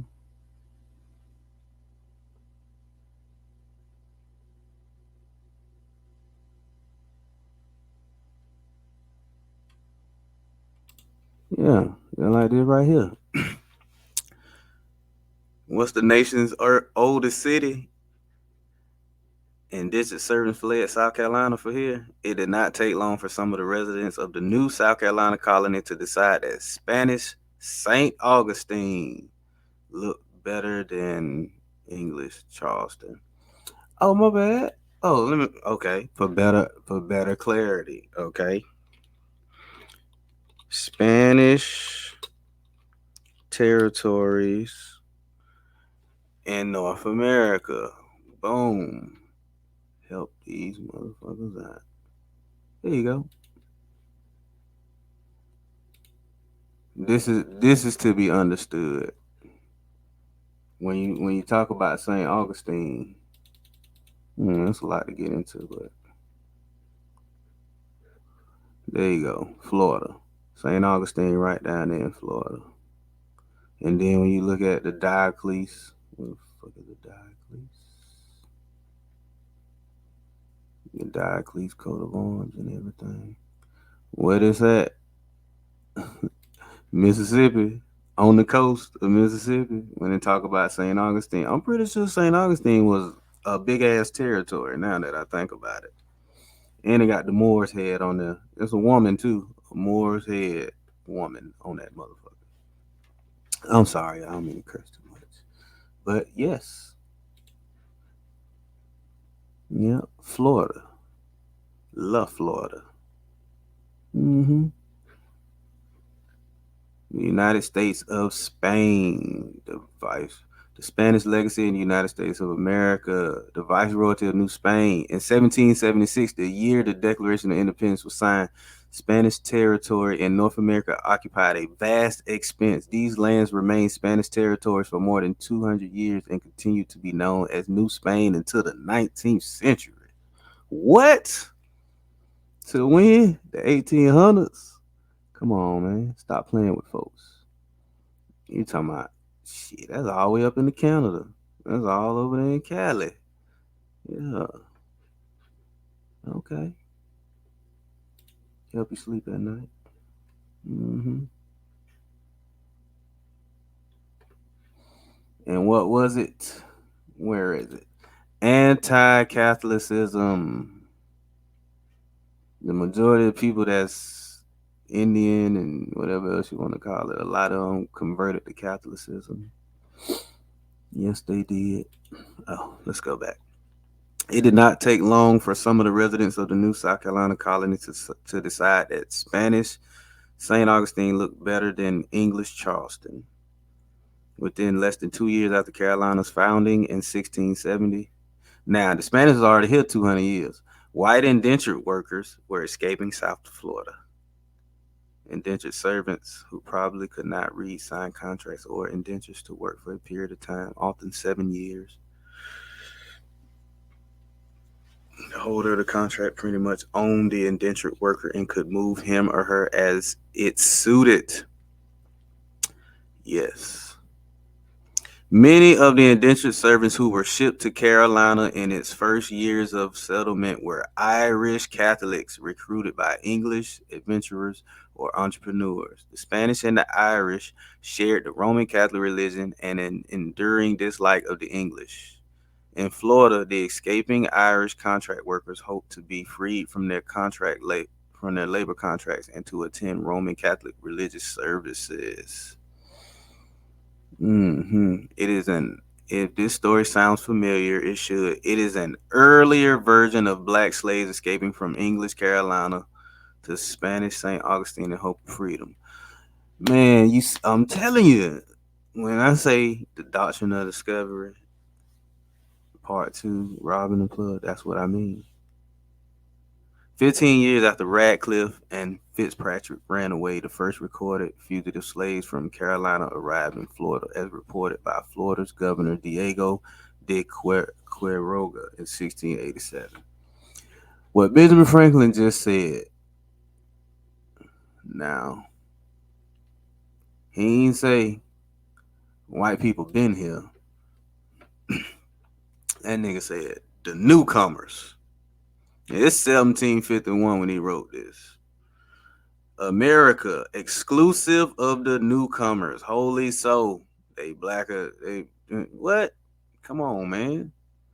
All these people are dark complexion people. 1751 or up until the 1800s and stuff is all of that shit. And this was happening in the 1600s when you get the ship documents and everything. Just saying, people. Just saying. You got the Phoenician origins of Britain, Scots, and Anglo-Saxons. What? So-called white privilege. What they say? Papal sanction for the African slave trade.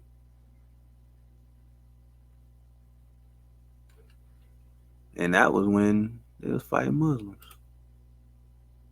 Come on, man. Maria the First of Portugal. Yes, sir. Oh, I like this global map of Earth. This is very nice. So as the seasons change, things start looking different. And it's just a map of how currents go. And this is a map of how you would make it to the US. There you go. Whole lot of trading going on. And nobody's gonna cross the how my boy say it, Sargassian Sea, where all that seaweed stuff be floating in the water and stuff that they starting to use to make bricks and stuff with. But yes, this is in real time actually.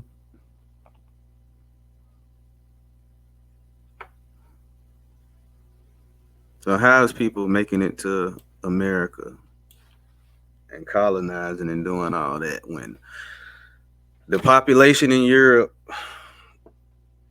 is over there getting bit by mosquitoes and counseling their life for 10,000 years and counting? Still, I mean, people still getting it over there, actually. That's one way of getting over here. And you still got to ride that coast. You got to fight to get here. But you see, it's a good little way to get to Brazil, though. Yeah. Got that. What we got right here? Oh, I forgot. Well, I'm off all week. Goodness. I've been acting like I gotta go to work tomorrow. Let me chill out. Well, stop. Now, you got a whole lot of ways of getting over there. And ain't no way of getting over here. So somebody tell me what's really going on. All of this. All of this. And if you go, well, certain times of the year you can travel though. We trying to figure out what happened to the plug and how. Because something's not right.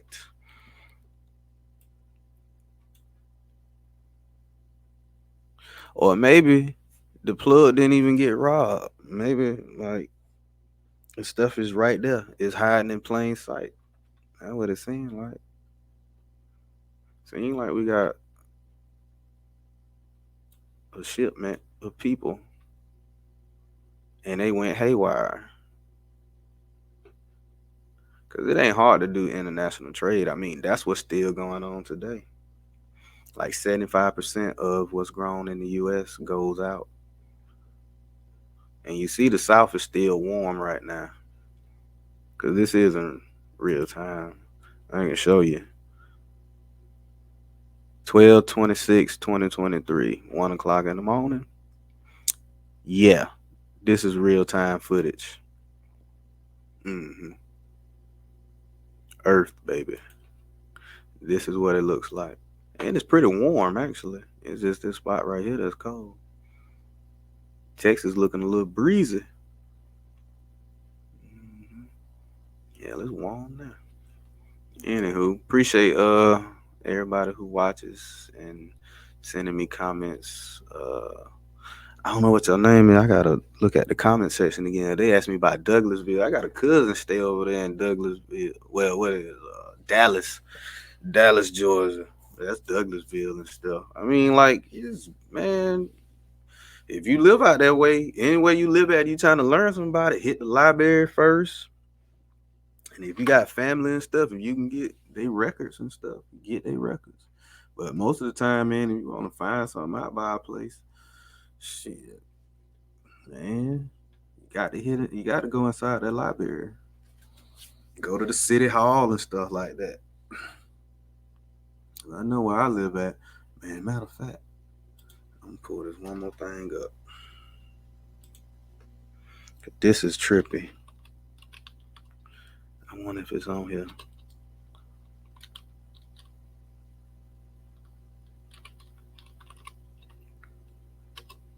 Do they got it on here? Waterworks.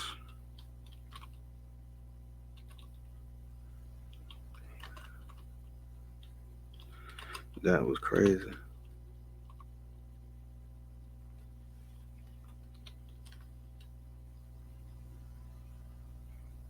Man, I hope it pop up.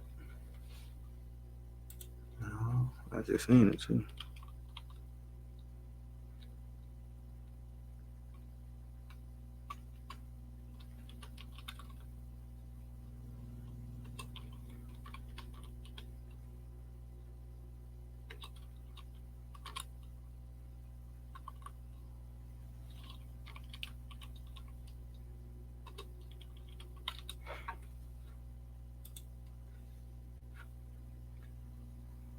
Yeah, the water treatment place.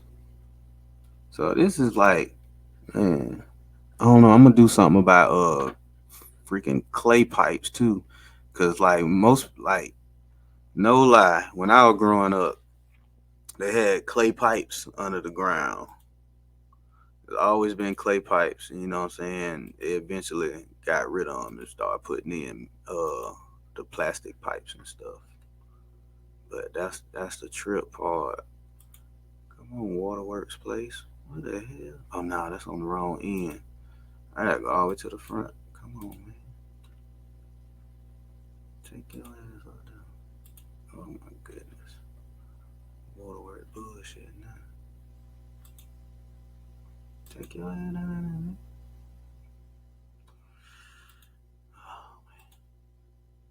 But all of this is the old waterworks treatment plant. But once you get to the front of the building, that's the part of it that I want to see. Cause it was just looking at the front of it.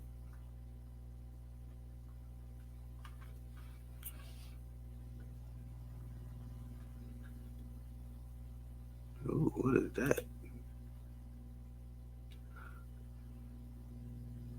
Oh, that's the other waterworks building. There's a lot of stuff that just be in our face around town, but we don't really pay attention to it. What is shit at? Augusta Waterworks building. Just bear with me, and I'm gonna get off of here.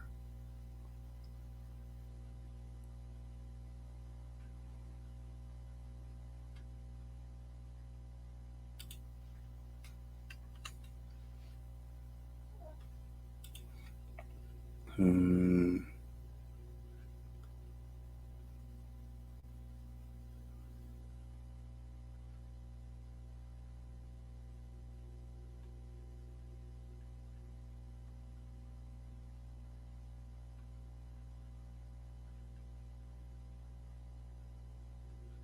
Well, it's too hard to find right now.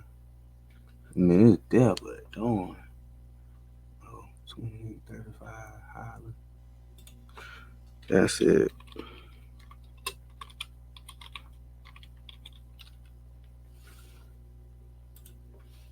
Just give me the front of the building, baby. You better not try to take me back around the corner.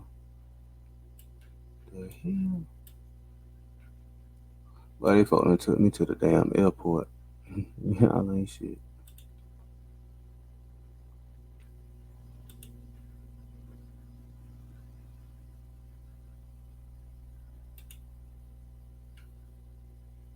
Oh, I'm gonna get it.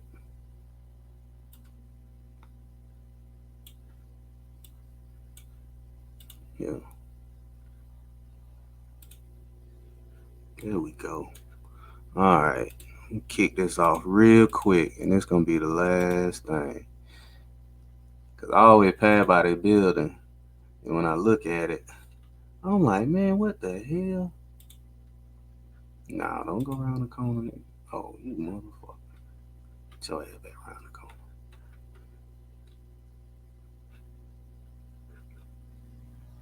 Bitch, I'm mad now. Take your ass back around there. Yes. Got me looking all at people houses and shit. Alright.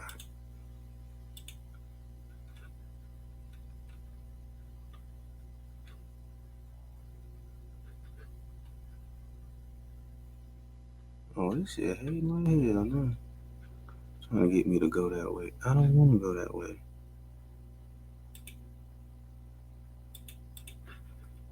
Anywho. Oh. But on the front of this thing, oh, hell yeah. That's it right there. I'm looking at the front of it like, man, what the fuck am I looking at? Like, this shit some. And then the building itself, you can see what all they did was just put brick around it. But it's actually a stone building. And they closed it permanently, which is crazy. But that's what the front of the building looked like. What in the world going on? That's deep. You see like some, I don't know, man.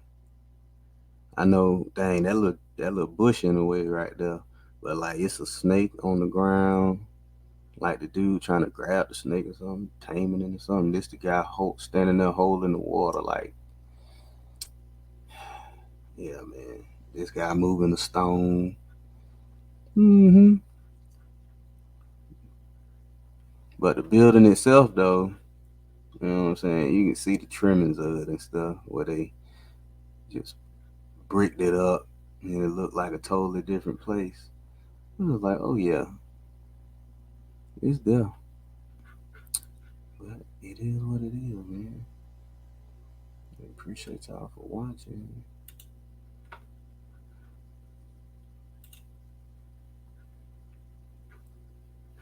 We got that right there. This right here from the what was it? The 1916 fire. 25 businesses and resident blocks burn. 25 business and residence blocks burn. You know how many 25 blocks is just in downtown Augusta? It ain't even really 20. It ain't even a whole 25 blocks. So if you saying 25 blocks, but that is a lot. But 3,000 men, women, and children homeless spent night in temporary abodes allotted to them. So you go to downtown, a lot of them houses still there. Some of them had done got rebuilt. Some of them, shit. Man, look, a lot of rich history.